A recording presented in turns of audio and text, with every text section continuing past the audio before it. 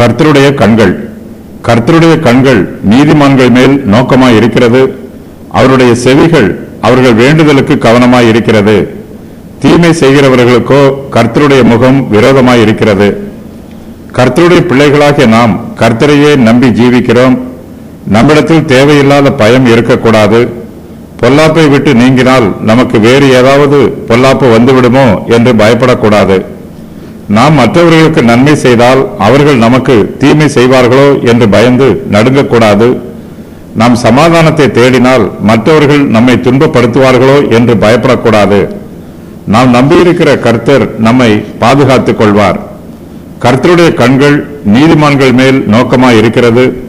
கர்த்தருடைய செவிகள் நம்முடைய வேண்டுதலுக்கு கவனமாய் செவி கொடுக்கிறது. அதே வேளையில் கர்த்தருடைய முகம் தீமை செய்கிறவர்களுக்கு விரோதமாய் திரும்பி இருக்கிறது. கர்த்தர் தம்முடைய சுபாவத்தில் அன்பும் இரக்கமும் நீடிய பொறுமையும் உள்ளவர்.